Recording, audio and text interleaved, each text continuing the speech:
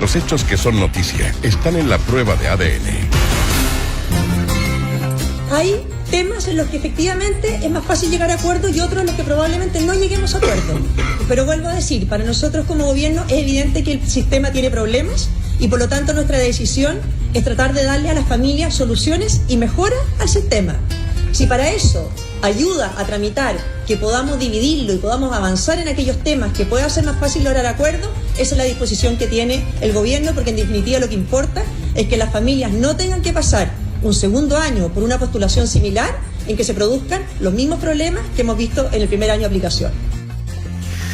Bien, pues se le apareció marzo a la ministra Cubillos. Es una interrogante que vamos a tratar de desentrañar a raíz de esto que conocimos en las últimas horas. La ministra sale a defender, entre comillas, el proyecto de admisión justa de su autoría. El proyecto va a entrar definitivamente al Parlamento de manera dividida. Por una parte se va la refería a la selección por mérito, y por otra se va a abordar la prioridad para jóvenes residentes del Senami con necesidades educativas especialmente permanentes. Agregó la titular de la cartera de educación que nunca se debió aplicar en Chile y obligar a las familias a un sistema centralizado de admisión escolar sin tener una oferta educativa pareja y de calidad. ¿No es esa la prioridad? ¿En qué están, por ejemplo, los servicios educacionales locales que iban a contribuir a la desmunicipalización? Eso no iba a contribuir precisamente a eso. ¿No está ahí la prioridad número uno? La educación pública base, que es el cimiento para la equidad, para emparejar la cancha, que además debe ser pública, gratuita, de calidad y ojalá laica. Son las interrogantes que inaugura el mes de marzo, mes legislativo, con una temporada de verano llena de polémica en torno a su campaña por admisión justa. Ahora, tiene y ahí razón, abrimos el debate. Tiene razón, yo creo, la ministra al decir que de pronto fue muy rápido el establecer nuevos criterios de ingreso cuando tú no tienes una oferta pareja, porque si tú tuvieras una oferta pareja y este software eligiera, daría lo mismo si quedas en la primera, la segunda o la tercera opción, porque todas te garantizarían cierto nivel de calidad. El tema es que con la admisión justa no se avanza en ese sentido, porque si la ministra estuviera diciendo que lo que se va a corregir es justamente tener esa oferta pareja, yo le encontraría toda la razón. El tema es que no se está haciendo eso. De nuevo, se está cambiando el criterio de ingreso a la misma oferta dispareja y poco equitativa en materia de educación.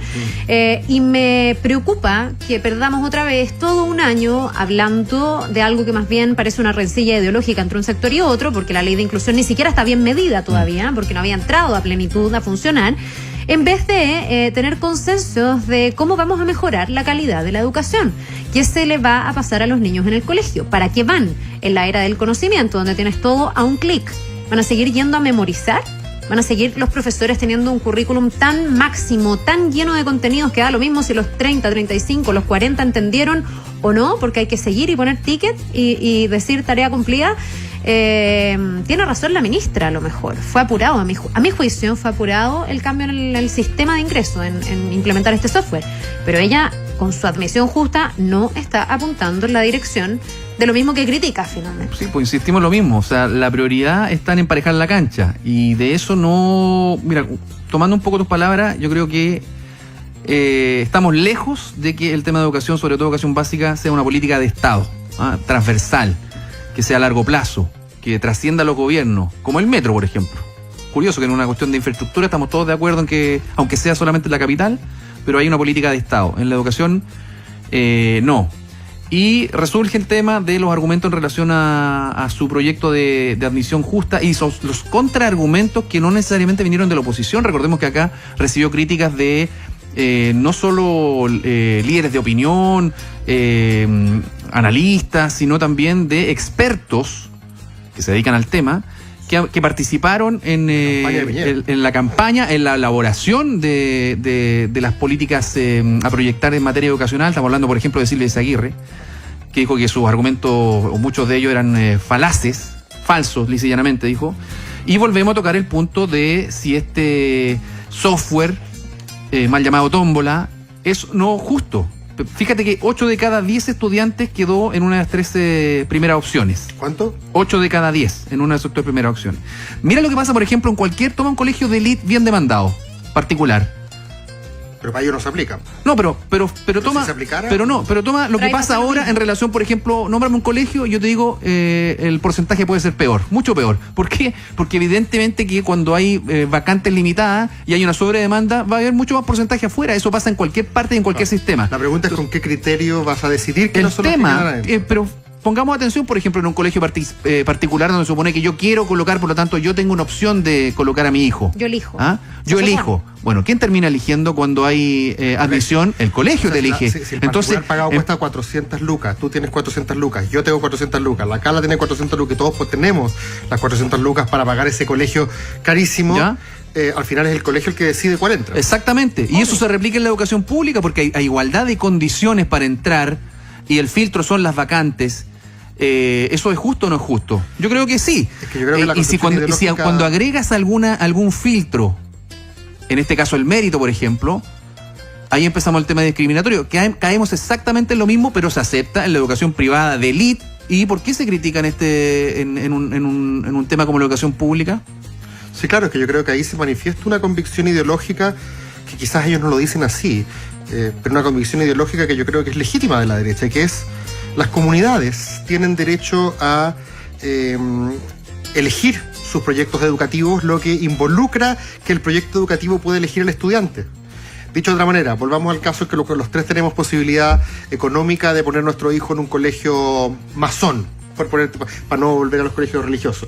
Y resulta que solamente... Educación de calidad. Ya, imaginemos que los tres tenemos ganas de poner a nuestro hijo en un colegio masón, pero resulta que uno más de los tres es masón. El otro es católico y el otro es judío. Y resulta que ese Pero colegio, los tres queremos colocarlo en el colegio masón. imaginémonos que sí, porque tiene buenas redes, porque, no sé, es bueno particularmente en matemáticas o en inglés, no sé. Da lo mismo, claro. Resulta que el colegio dice: mira, yo aquí también quiero que los masones sean los que entran a este colegio. Vamos a elegir al hijo de Gerson porque es una familia masona. Y en cierto sentido tú, que como padre masón, también quizás vas a preferir que solamente se junte con masones. En el cierto sentido, el reclamar la libertad de elección de los padres y el derecho de enseñanza de los colegios es también resguardar la impermeabilidad de las comunidades y que tú te puedas seguir juntando con los mismos. No sé si es bueno o malo. No sé si es bueno o malo. Yo me atrevo a decir que no es bueno. Yo creo que la derecha debería tener la honestidad. La discriminación no es buena en el tema de educación. Pero ellos tienen, yo creo, argumentos para defenderlo. No, pero yo sí creo que los papás pueden tener derecho a optar por un proyecto de colegio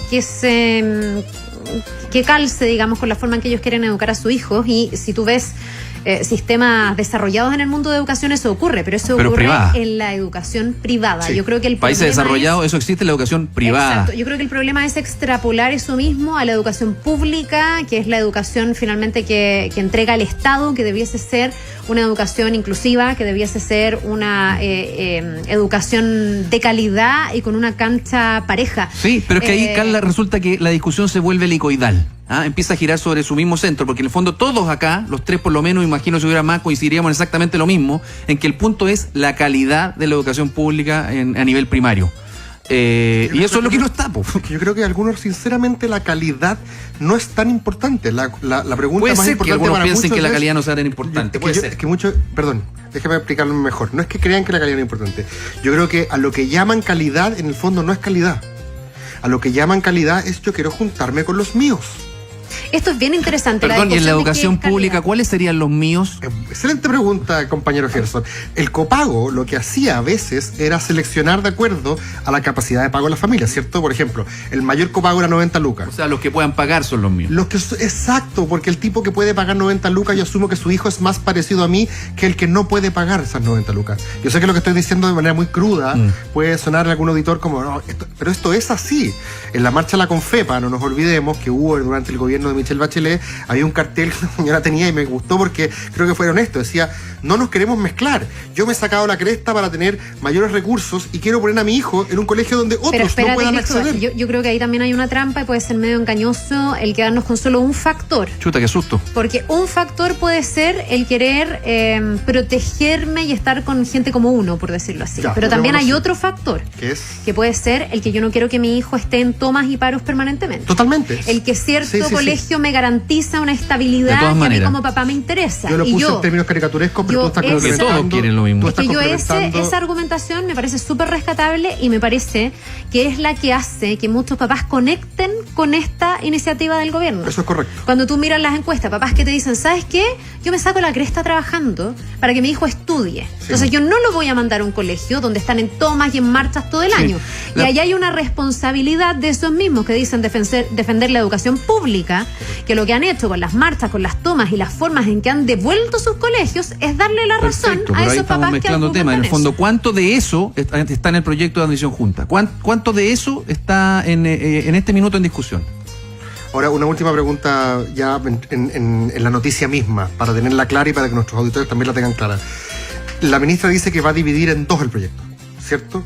Y a lo que le van a hincar el diente al comienzo, corríjanme si me equivoco, es a que los colegios de alto rendimiento, de excelencia, Sí. puedan seleccionar. Por El mérito. Y que puedan seleccionar al 50% de sus alumnos porque tienen que garantizar, según el proyecto, el 50% para alumnos vulnerables, donde también va a entrar el mérito, pero Ya, déjame para un alumnos vulnerables. paso más atrás. Cuando hablas de colegios de alta exigencia, ¿es sinónimo de lo que entendemos por los emblemáticos o es otra cosa?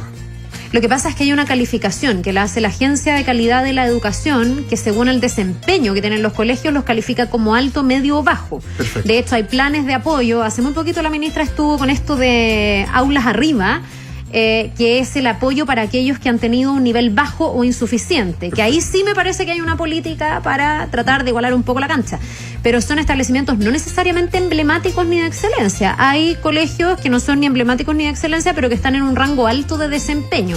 Y esos, para que sigan serían los que teniendo ese pueden desempeño, le están diciendo que pueden seguir seleccionando a los mejores, por lo menos la mitad de su Claro, matrícula. según lo que conocemos hasta ahora del proyecto que tendrá en algún momento que entregarse con todos los detalles. Son las ideas que hoy día esbozó la ministra cuando dice que esto se va a dividir en Por dos. lo tanto, el tema en relación al proyecto de admisión justa afecta a un porcentaje muy mínimo de los estudiantes. Entonces, insisto, el fondo, lo realmente preocupante, no está hoy día en discusión para avanzar en eso. Entonces estamos hablando de esto que no es un detalle, pero Sí, no. pero una parte mínima. Yo preguntaba Ahora, yo lo que tampoco se- descartaría en relación a lo que va a pasar en el Congreso el factor DC, porque hay ahí una Sí. traba referida a otra cosa, caso Frey de por medio, no hay aliado en la oposición.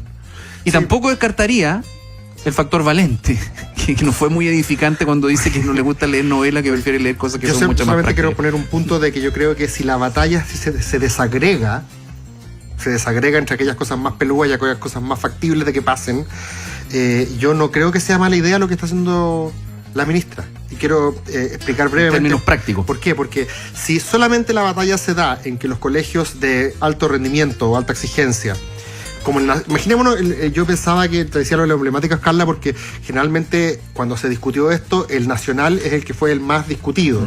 Porque justamente es bueno, no solamente porque tenga buenos profesores, es bueno porque selecciona. O sea, en esto es evidente. Si tú sacas a los que... O las dos cosas. Sí, pero si tú sacas a todos los que tienen de promedio 6-8 en los colegios municipales con número y esos entran al nacional, es obvio que va a tener buenos resultados porque tú en la selección escogiste a puros buenos. Bueno, Eso se es lo sabe. que pasa, y eso está súper estudiado, lo que pasa con los colegios privados pagados. Exacto. Entonces, Que se quedan con los mejores alumnos que están destinados desde la cuna Exacto, a rendir que tienen más. mayor capital Y el cultural. valor que les entrega el colegio, que a los papás les sale un ojo de la es cara, no es tanto. tal. Exacto, yo estoy completamente de acuerdo con eso. Ya, es que en base a esa premisa, si es correcto que los colegios de alto rendimiento, o de alta exigencia, mejor dicho, son de alto rendimiento porque seleccionan, en el fondo la pregunta es, ¿por qué les estás dando la oportunidad a esos de juntarse entre ellos, en vez de que permeen a sus compañeros que quizás no son tan buenos de los colegios donde se fueron? Entonces es como que los mejores vayan haciendo como que se nivele hacia arriba. Claro. Así que tú mezclas algunos de bajo desempeño con buen desempeño. Exacto, de hecho el argumento, acuérdate cuando se habló de los famosos patines, la derecha se opuso a que colegios como el Nacional no seleccionaran, básicamente por la teoría Goldborn es posible.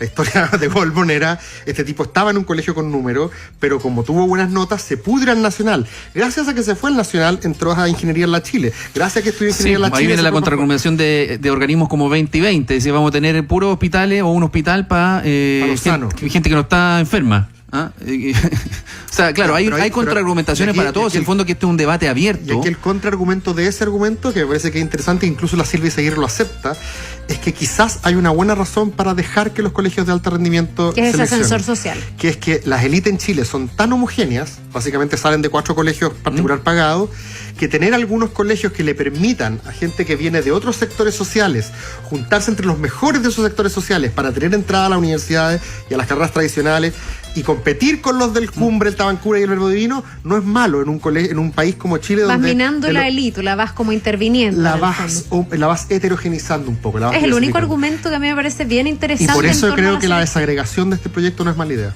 Sí, pero ahí no volvemos a tocar el fondo que es la educación para todos. O sea, ahí estamos hablando de la educación para unos poquitos Solamente que son los buenos alumnos, entre comillas. para que la elite Porque además termine. recordemos la discusión respecto del mérito.